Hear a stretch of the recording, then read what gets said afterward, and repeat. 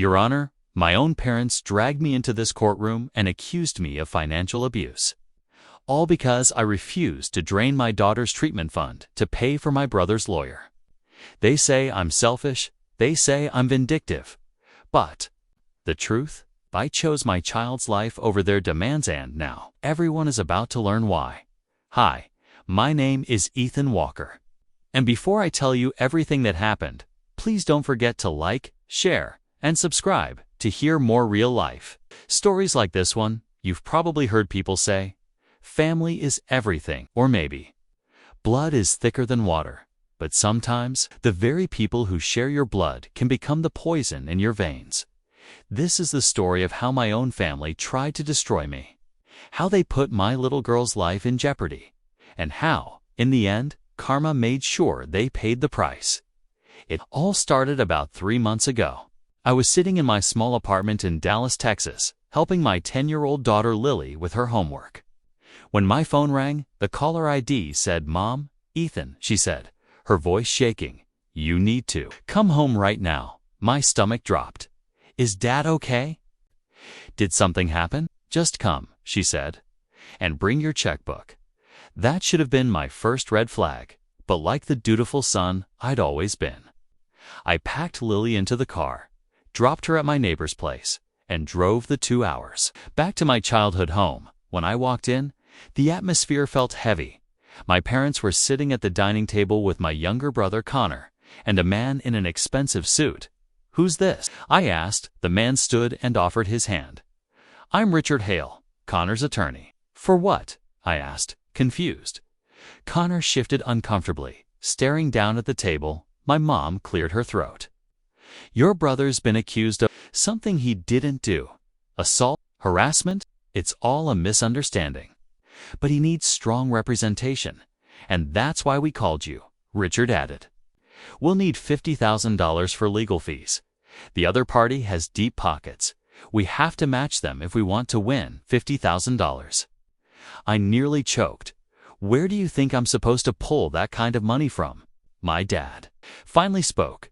"We've already mortgaged the house, maxed out our credit cards. You're our only hope." "Ethan," my jaw dropped. "You mortgaged the house without telling me." "We didn't want to worry you," Mom said. "But now it's time for you to step up. Family helps family." I shook my head. "I don't have that kind of money." Connor finally looked up, his eyes cold. "Don't lie to us. I know about your saving account, the one you've been building for years." My blood ran cold. "How do you know about that?" He smirked. "I have my ways. That money isn't for you." I said firmly, "It's for Lily. She has cancer. I've been saving every dollar for her treatment in Germany. Insurance won't cover it. That money is her only chance." The room went silent. My mother broke the stillness. "Ethan, I'm sure Lily will be fine. But Connor could go to prison if you don't help him. Is that what you want for your brother?" "What I want," I snapped, "is for my daughter to live." "You're being dramatic," Dad said, waving a hand. "Kids bounce back from these things." But Connor's future I slammed my hands on the table. "Are you seriously telling me my daughter's life matters less than Connor avoiding consequences for his actions?" "She's innocent," Mom shouted. "Is she?" I turned to Connor, because last I checked, innocent people don't need $50,000 lawyers. Connor stood, his face twisted with rage. "You've always been jealous of me. Just because your life is miserable doesn't mean you get to ruin mine." "Jealous of what?" "Your failed marriages, your mountain of debt. The way Mom and Dad have been bailing you out since high school.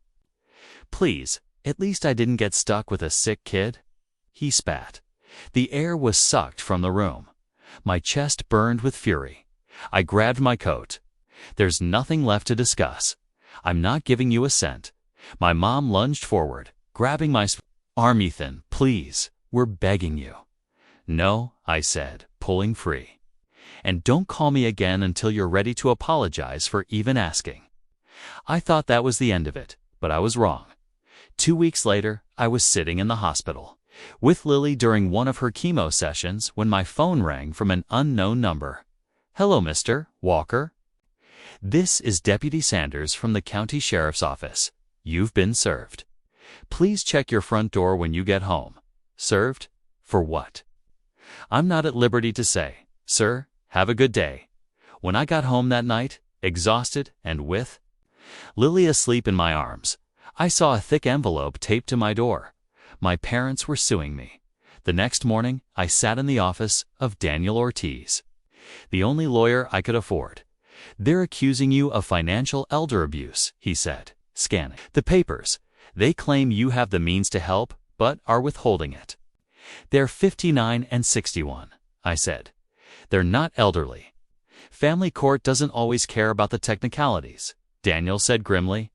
"Tell me about your relationship with them." So, I did. I told him how I'd been the responsible one my whole life, working 2 jobs to put myself through college, while Connor dropped out 3 times on my parents' dime. I told him how they missed my graduation for one of Connor's breakups, how they never remembered Lily's birthday, but always made Connor's a spectacle. "And now," Daniel said, "they want you to choose between your daughter's treatment and your brother's lawyer?" "Exactly. We'll fight this," Daniel promised. "But I need you to understand family court can get ugly." He wasn't kidding. At the first hearing, my parents' lawyer, a sharp woman named Victoria Price, painted me as a cold, selfish son who'd abandoned his family. She pointed out that I owned my home, that I drove a decent car, that I wasn't struggling as much as I claimed. When it was our turn, Daniel presented Lily's medical records, treatment plans, and cost estimates. "Your Honor," he said, "my client's daughter is fighting for her life. Every dollar in that savings account represents hope for her future." Allegedly, Victoria cut in. "We haven't seen proof of this savings account." The judge, Honorable Margaret Klein, looked at me over her glasses. "Mr. Walker, are you willing to provide bank statements?" I felt trapped. If I showed them, they'd know exactly what I had. If I didn't, I'd look like I was hiding something. "I'll provide them," I said quietly. That night, Lily got so sick she couldn't keep food down. As I held her, she whispered, "Daddy, am I going to die?" Tears burned my eyes. "No, baby, no. I promise you're going to get better." But inside, I was terrified. The second hearing was even worse. Victoria combed through my finances, pointing out I had $74,000 in savings, more than enough, she argued. He could help his brother and still afford treatment. "That's not true." I shouted, "The treatment costs $120,000, not including travel. I'm still saving." The judge silenced me, but not before I saw the smug smile on Connor's face. Something inside me snapped. "You want to know why Connor really needs a lawyer? Ask him about Rachel Adams. Ask him about the restraining order." Enough. Judge Klein banged her gavel. During the recess, a woman approached me. Red hair, nervous eyes. "You're Ethan Walker." "Yes, I'm Rachel Adams. I'm the one pressing charges against your brother." My heart pounded. "You're serious?" She nodded. "He's been stalking me for 2 years, since I started dating his ex-fiancée. I have everything documented. Police reports, texts, photos. I can't testify here, it could jeopardize my case. But..." She slipped me a flash drive. "Maybe this will help." Back in court. Daniel submitted it. Victoria objected, but the judge reviewed it during recess. When she returned, her face was grim. "Case dismissed. I will not force Mr. Walker to choose between his daughter's life and his brother's crimes." I nearly collapsed with relief, but Lily's condition was worsening. Doctors said we had less than a month to get her to Germany. I swallowed my pride and started a GoFundMe, sharing our story online. The response floored me. Neighbors, co-workers, even strangers rallied. In 2 weeks, we raised the $50,000 gap. The day before we flew out, my aunt called. "Ethan, your parents lost the house. Connor took a plea deal. He's in jail for 18 months. I'm sorry to hear that."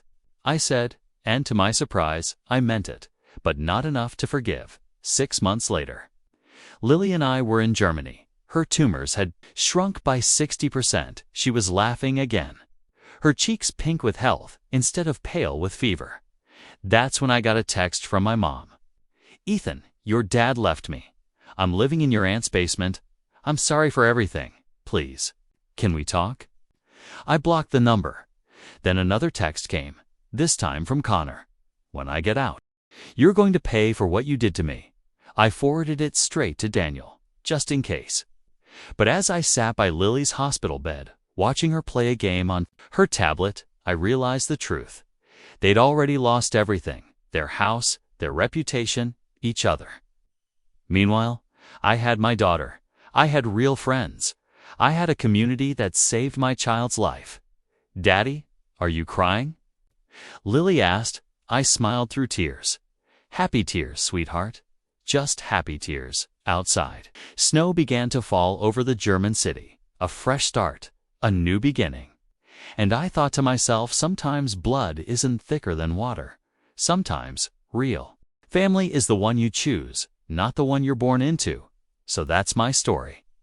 And now I want to ask you, if you were in my shoes and your child's life depended on the money your family was demanding for someone else's mistakes, would you have given in to keep the peace?